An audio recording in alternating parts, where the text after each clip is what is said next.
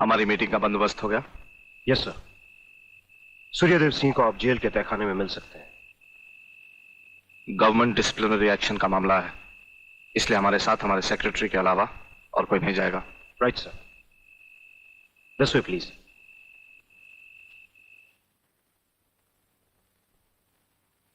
आप इधर उधर देखने की तकलीफ मत उठाइए मंत्री साहब, हम देख भी चुके हैं और सुन भी चुके हैं। यहाँ दीवारें तो हैं लेकिन इनके कान नहीं।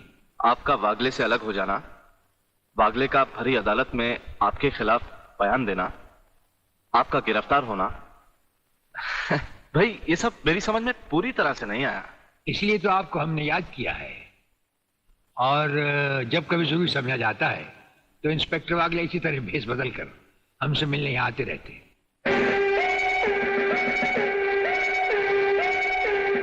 सर, ब्रिगेडियर साहब का हमसे अलग होना, जेल में आ जाना, इससे दुश्मन हमें कमजोर समझकर लापरवाह हो जाएंगे और उनकी इसी लापरवाही का फायदा उठाकर हम उनकी जड़ें आसानी से काट सकते हैं।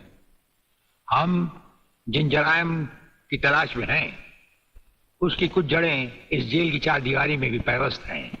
उन्हें ढूंढकर निकाल कर हमें खोदना होगा। और मंत्री साहब, आपसे खास बात ये कहना थी कि हमारी गैर हाजिरी में इंस्पेक्टर वागले आपसे हॉटलाइन पर बातचीत किया करेंगे। ये जब कभी भी आपसे कहें, आप हमारे लिए रिहाई के ऑर्डर भिजवा दीजिएगा। ठीक है, आप जब चाहेंगे आपकी रिहाई के ऑर्डर्स भिजवा दिए जाएंगे। नमस्कार। Cheers!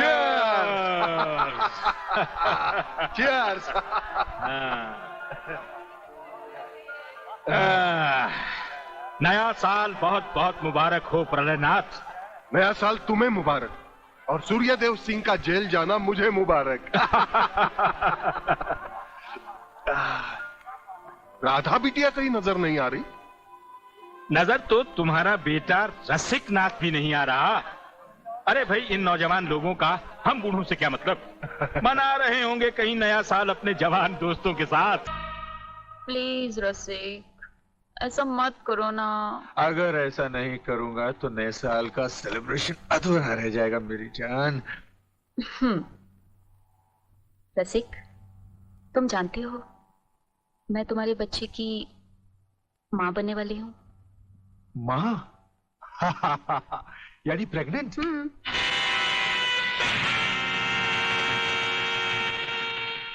अनीता, तुम? हाँ मैं। कह दो इसे भी, प्रेगनेंसी में परेशानी क्या है, करवा लो अबॉर्शन। शादी बाद में कर लेंगे, अभी तो हम बच्चे हैं। क्यों, यही कहा था ना तुमने मुझसे, और न जाने किस किस से कहा होगा। अनीता, अनीता, कब तक तुम मुझे यूं ही ब्लैकमेल करती रहोगी? राधा, राधा ये सब तुमसे झूठ बोल रही है। ये मुझे बदनाम करना चाहती है। इसकी बातों में मत आना तुम। मैं भी तुम्हारी तरह इसकी भोली भाली बातों में आकर इसके बच्चे की माँ बनने वाली हूँ। बच्चे की माँ? अरे ना जाने किस किस का पाप अपने पेट में पालकर तू मुझे उसका पाप बना रही है। रसिकनाथ, जिसका पाप मेरे पेट में है उसी पापी का अंत करने आई हूँ।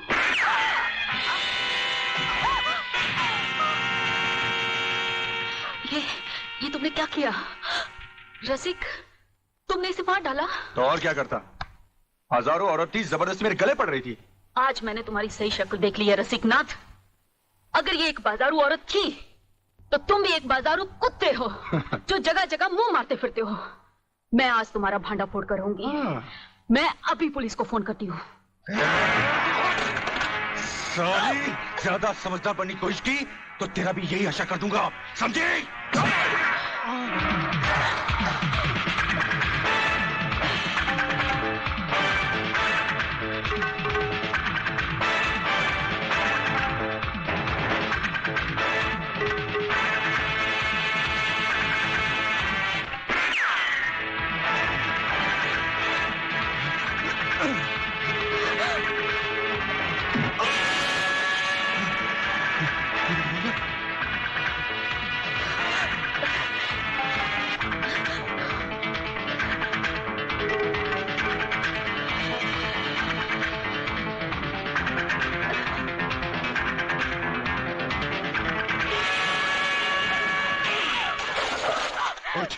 पुलिस को बताएगी, पुलिस को बताएगी। जिंदा रहेगी तो पुलिस को बताएगी ना। न रहे बांस न बजेगी बांसुरी।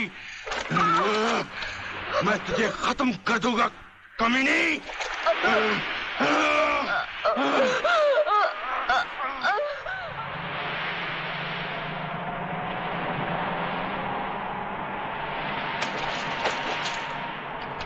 तो पीने का मजा ही नहीं आता। अरे क्या हुआ? अबे सामने देख, लड़की की लाश। अरे नहीं यार, ये भी कोई हमारी तरह नशे और मस्ती में चूर लगती है। चलो उसे और पिलाते हैं, अपना भी नया साल सुधर जाए। अबे नया साल सुधारने के बच्चे अगर लफड़े में फंस गए ना तो जिंदगी बिगड़ जाएगी। हमें क्या मालूम वो जिंदा है या मुर्दा? क्यों संजू? कुछ भी हुआ लोग, मगर इंसानियत के नाते उसे देखना हमारा फर्ज है। चलो चलो देखते हैं।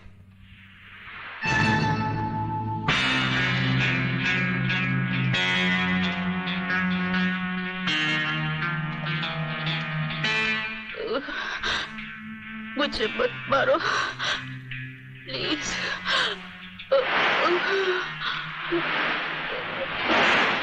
भगवान प्लीज मुझे मत मारो।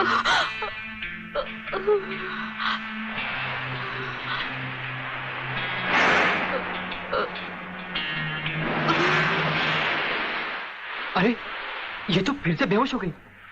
लगता है किसी ने इसे बहुत मारा है। चलो इसे अस्पताल ले चलते हैं। डॉक्टर साहब। यस, क्या बात है? डॉक्टर साहब, ये लड़की बहुत सीरियस है, आप बचा लीजिए प्लीज। लड़की? कहाँ है लड़की? कौन है ये? हम नहीं जानते। तुम नहीं जानते तो इसे लेके क्यों आए हो? कहां से लाए हो? बीच से। ये हमें बीच पर बेहोशी की हालत में मिली थी। बेहोशी की हालत में?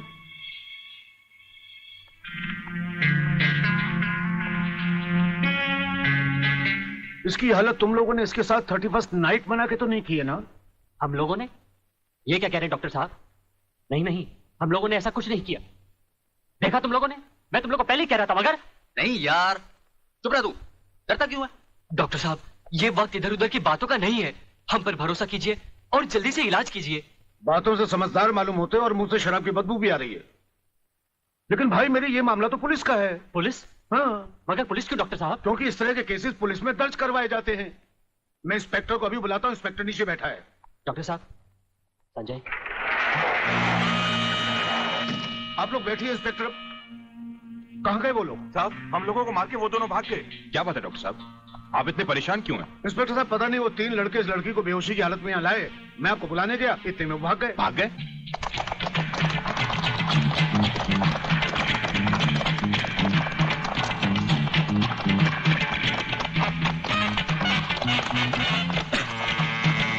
अरे जल्दी कर।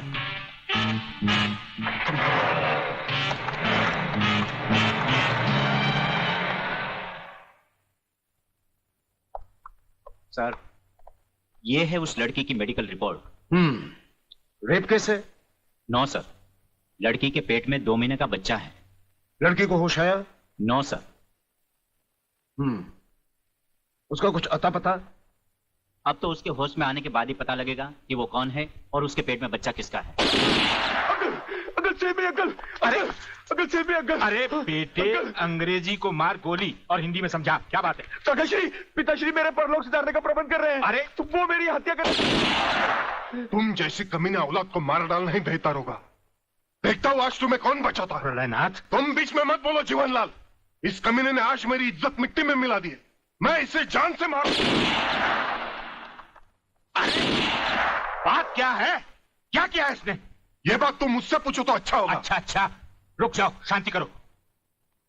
बेटे रसिक, चलो उठो, बताओ क्या बात है? अंकल, अंकल मैं। हाँ हाँ बोलो, डरो मत।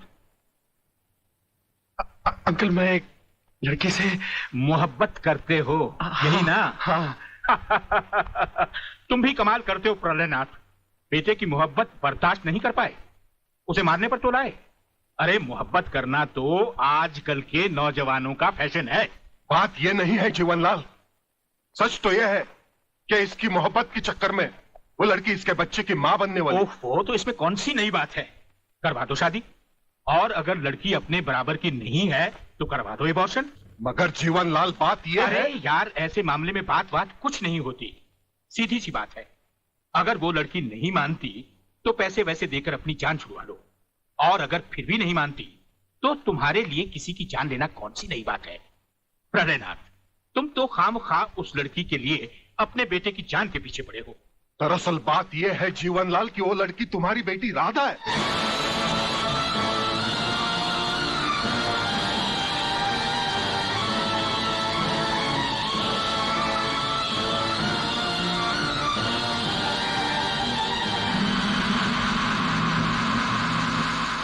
सारी चीजें दर्ज कर ली?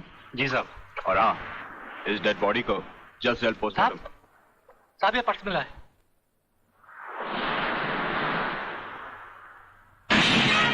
संजय आर चौहान।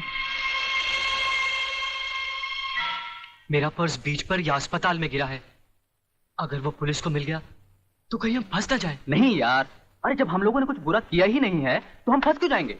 अरे मैंने पहले ही कहा था कि इस चक्कर में मत पड़ो, उल्टे फंसेंगे। लेकिन मेरी सुनी किसने थी? मैं कहती हूँ डर डर के कब तक ये बात सबसे छुपाते रहोगे। चलो माँ जी को सब सच बता देते हैं, सब ठीक हो जाएगा।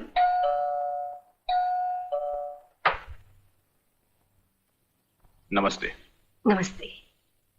क्या बात है इंस्पेक्टर साहब? हम शक की बुनियाद पे आपके बेटे संजय और उसके 2 दोस्तों को गिरफ्तार करने आए हैं। गिरफ्तार? क्यों? क्या जुर्म किया है उन तीनों ने? ये आप अपने बेटे से पूछ लीजिए।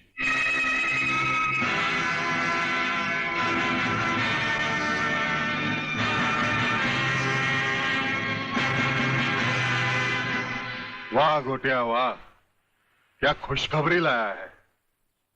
डीआईजी रुद्र प्रताप का बेटा पुलिस के फंदे में।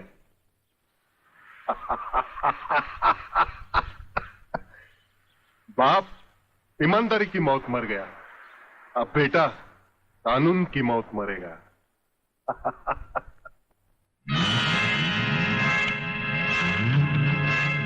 गोटिया आप देखना, मैं इस चश्मदीद गवाह को ऐसी मौत मारूंगा कि उसकी आंखें मुझे पहचानने से पहले ही बंद हो जाएगी। तुम उस डॉक्टर को खरीद लो और रिपोर्ट तैयार करवाओ जो मैं चाहता हूं। यह समय सोचने का नहीं है बेटी, यह हम दोनों की जिंदगी और मौत का सवाल है। पिताजी, पुलिस पूछेगी तो मैं क्या बताऊंगी? किसका नाम लूंगी? पुलिस को तुम ये बताना कि तुम्हारे साथ बलात्कार हुआ है। हाँ बेटी, बलात्कार। प्रलयनाथ की प्रलय से बचने का ये एक ही तरीका है। तुम उन्हीं 3 लड़कों का नाम पुलिस को बता देना जिन्होंने तुम्हें अस्पताल पहुंचाया है। पिताजी, लगता है पापियों के साथ रहकर आपका दिमाग भी उन्हीं की तरह हो गया है। आप ये कह रहे हैं मैं उन लड़कों को फांसी के फंदे तक पहुंचा दूं जिन्होंने मेरी जिंदगी बचाई? नहीं पिताजी, मैं ऐसा हरगिज नहीं करूंगी, हरगिज नहीं करूंगी। बेटी, इतिहास गवाह है, आदमी ने अपनी जान को बचाने के लिए अपने ही भाइयों की लाशों को कुचला है। ये दुनिया का नियम है बेटी। फिर वो तीनों हमारे लगते भी क्या हैं? अगर उन्हें फांसी लग भी गई तो हमारा क्या जाएगा? बेटी, उन लोगों की जिंदगी से कहीं ज्यादा कीमती हमारी जिंदगी है। पुलिस को वही बताना जो मैंने तुम्हें कहा है। मगर गुप्ता जी, किसी के सपने पूरे करने के लिए किसी के अरमानों का गला तो नहीं घोटना चाहिए। ये पाप है। राधा तो प्रेग्नेंट है और आपने पैसे के लिए उसके बलात्कार की गलत रिपोर्ट तैयार कर दी। तुम मेरे सीनियर हो या मैं तुम्हारा सीनियर, पेशे का सबक मुझे मत सिखाओ, समझे? सीनियर और जूनियर का मतलब ये तो नहीं सर कि आप कुछ भी करें और मैं चुपचाप देखता रहूं। ऐसा कभी नहीं होगा। मैं आपकी गलत रिपोर्ट पर हरगिज साइन नहीं करूंगा जो उन 3 निर्दोषों को फांसी के फंदे तक पहुंचा दे। डॉक्टर सिन्हा, आज से 5 साल पहले डॉक्टर श्रीवास्तव ने इसी तरह की एक गलत रिपोर्ट पर साइन करने से इनकार कर दिया था। गुंडा स्वामी के आदमियों ने उसे 6ठी मंजिल से नीचे फेंक दिया और पुलिस ने उसकी मौत को आत्महत्या समझकर उसकी फाइल हमेशा हमेशा के लिए बंद कर दी। अगर तुम भी उसी राह पर चलना चाहते हो तो एज यू विश। इंस्पेक्टर साहब, इंस्पेक्टर साहब, मैं कहती हूँ ये कहाँ का न्याय है?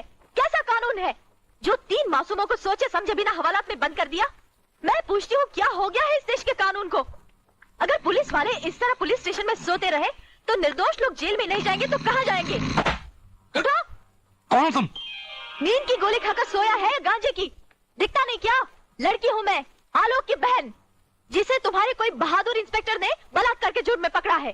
कहाँ है वो इंस्पेक्टर? मैं उससे मिलना चाहती हूँ। सलाम साहब। साहब? अच्छा, तो आप ही है वो साहब। मैं पूछती हूँ, तुम पुलिस वालों को हुआ क्या है जो गुनहगार को निर्दोष और निर्दोष को गुनहगार समझ लेते हैं? सुना था कानून अंधा होता है, मगर तुम्हें तो भगवान ने एक नहीं दो आंखें दी है, और वो भी चील की तरह मोटी मोटी। क्या वो तीनों तुमको किसी भी तरह से बदमाश लगते हैं? अरे मेरा भाई आलोक, वो तो किसी लड़की से बात करते हुए भी कांपता है, वो किसी पे बलात्कार क्या करेगा? खाक। वागले बेटे, ये तो लाल मिर्च है तीखी तीखी। हाथ लगाओ तो हाथ चले, मुंह लगाओ तो मुंह चले, दिल लगाओ तो दिल चले। ये तेरी बीवी बनने के लायक है। अरे इस तरह घूर घूर के क्या देख रहे हो? पहले कभी लड़की नहीं देखी क्या? लड़कियां तो बहुत देखी, लेकिन तेरे जैसे तीखी पहली बार देखी। क्या तीखी? क्या नाम है तुम्हारा? शांति शांति शांति शांति शांति शांति। वाह, क्या कमाल का नाम रखा है चुन के माँ बाप ने, शांति, जो इस देवी के चेहरे और जुबान से शहद की तरह टपक रही है। हाँ? हंस क्या रहे हो दांत निकाल कर? मुझे अपने भाइयों से मिलना है। हवलदार, मिलने दो इसे। साहब, उन तीनों को अस्पताल ले गए शिनाख्त के लिए। संजय चौहान, आलोक वर्मा और अली खान, यही वो 3 लड़के हैं जो आपको अस्पताल में छोड़कर भाग गए थे। क्या इन्होंने आपके साथ बलात्कार किया?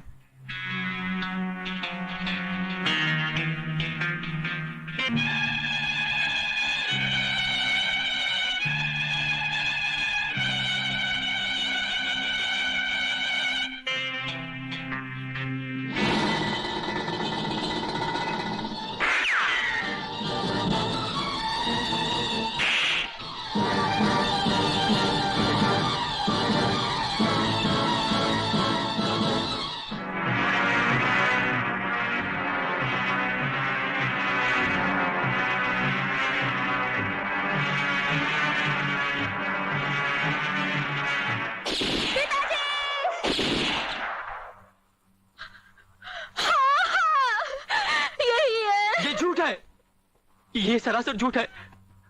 हमने कोई बलात्कार नहीं किया। सच कह रहा है मेरा बेटा। इंस्पेक्टर साहब, ये झूठी है ये। तुम लड़की नहीं, लड़के के नाम पर एक कलंक हो। अरे जरा इन मासूम चेहरों को देखो, जिन पर तुमने मौत की स्याही पोत दी है। इनकी सहमी हुई आंखों को देखो, जिनमें तुमने मौत की दहशत भर दी है। और फिर मेरी आंखों में आंखें डालकर देखो, क्या इन्होंने तुम्हारे साथ बलात्कार किया था? इंस्पेक्टर, कौन है ये औरत? इसे बाहर ले जाओ। हवलदार, पकड़ लो इसको। खबरदार, अगर किसी ने भाभी को हाथ लगाया तो।